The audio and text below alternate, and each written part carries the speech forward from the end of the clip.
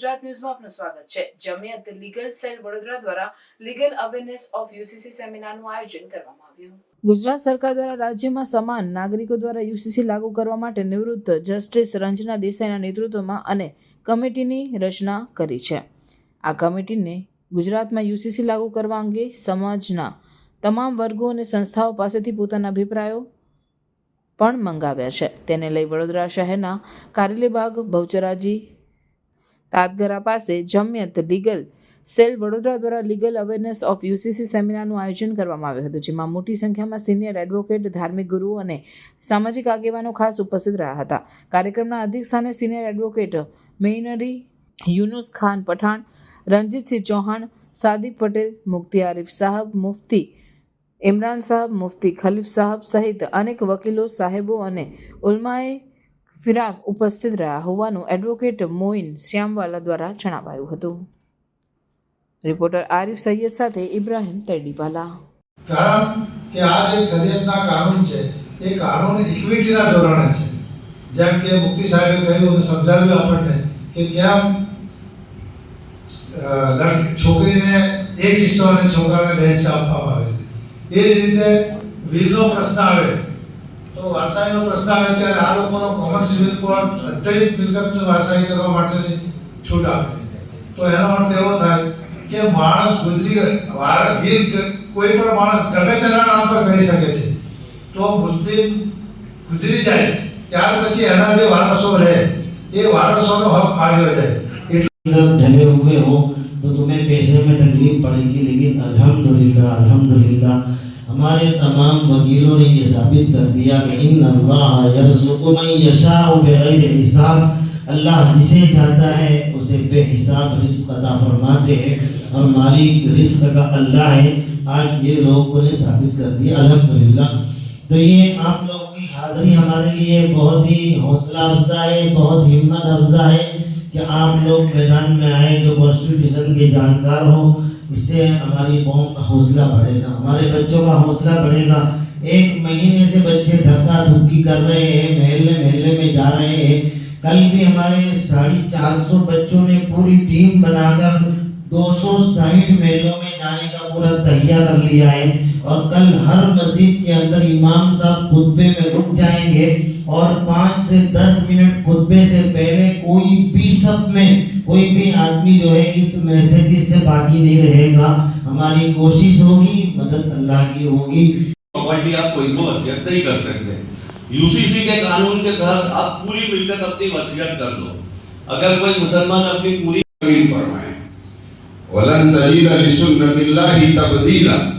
महबूब अगर मैं किसी हुक्म को बदल सकता, अपनी किसी सुन्नत को और किसी तरीके को बदल सकता, तो कायनात में कोई भी हक नहीं रखता सिवाय तेरे, यानी आप सल्लल्लाहु अलैहि वसल्लम के अलावा किसी को हक नहीं था। अगर खुदा बदलते तो आप अलैहिस्सलाम के लिए बदलते, लेकिन आपको भी फरमाया लन तजीद लिसुन्नतिल्लाहि तब्दीला।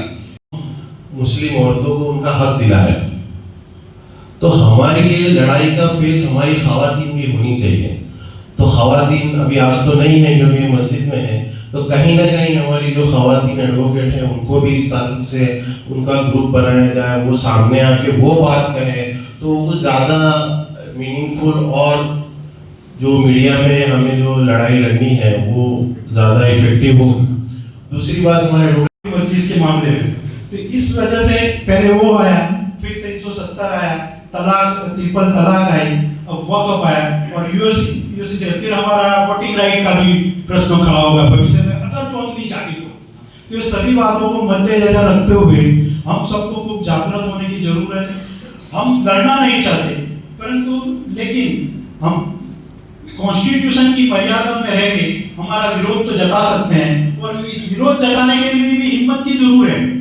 क्योंकि आज भी हमने हमारे प्रोग्राम के लिए भी देखा तो हमको बार-बार जगह बदलनी पड़ी प्रोग्राम की। हमारे निकाह हो गया तो हमारी शादी हो गई, वो बीवी हमारी हो गई। यूसीसी ऐसा लाना चाहती है कि unless your marriage is registered, तुम्हारे को मैरिज रजिस्टर्ड कराना है।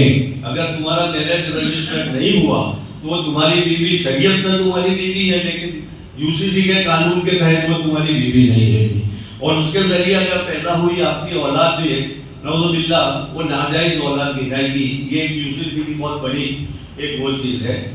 शरीयत में इंटरफियरेंस करना चाहते हैं जो हमें कतई मंजूर नहीं है, और इसके लिए हमें कैसी भी लड़ाई लड़नी पड़े तो इंशाअल्लाह हम सब तैयार हैं। तो और इस कानून के आने से हमारी शरीयत में दखलंदाजी शुरू हो जाएगी। जहां तक शरीयत का सवाल है, वैसे देखा जाए तो सारे कानून यूनिफॉर्म ही है, सिर्फ 3 चीजें हैं जो यूनिफॉर्म नहीं है: मैरिज, डिवोर्स और सक्सेशन।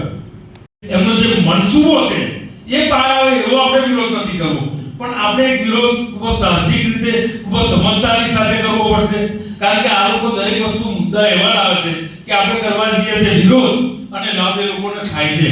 તો મારી અશફાકભાઈ, રંજીતભાઈ સોપદારી બાપુ છે, જુનેદભાઈ સૈયદ, આપણા બધા વકીલ મિત્રો અહીંયાથી બેઠા છે.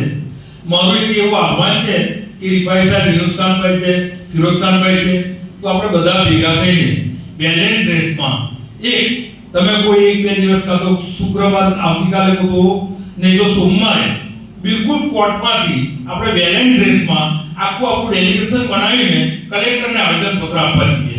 અને જસ્ટિસ પૂર્વ જસ્ટિસ રંજના દેસાઈ, જેને અહીંયા નિમણૂક કરી અને યુસીસી માટે એમને પરમિશન આપી દીધી.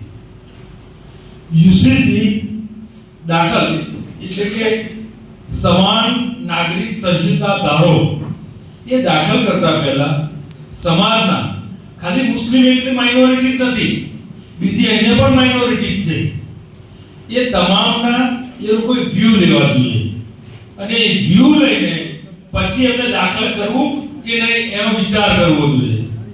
પણ જેવી રીતે આપ સૌએ જોયું કે પહેલા વકફ કાયદામાં સુધારા અધિનિયમ જે આવ્યો 2024, એમાં પણ શરૂઆતમાં થોડો વિરોધ થયો, ફરી જોઈન્ટ પાર્લામેન્ટ કમિટી બનાવવામાં આવી અને ફરી એ કમિટીમાંથી વિરોધ કરનારા હતા એ સાથે પણ થયા અને એના લઈને બુધવારે, ગુરુવારે લોકસભામાં, શુક્રવારે રાજ્યસભામાં ખરડો પાસ થયો અને સીધું શનિવારે આપણા પ્રેસિડેન્ટ મેડમ એની પર સહી પણ કરી દીધી. સમાચારોની અવનવી અપડેટ્સ માટે જોતા રહો સેક્યુલર ગુજરાત ન્યૂઝ. સાથે સેક્યુલર ગુજરાત ન્યૂઝ ચેનલને લાઇક, શેર અને સબસ્ક્રાઇબ કરો અને બેલ આઇકોન દબાવીને સમાચારોની ઝડપી માહિતી મેળવો.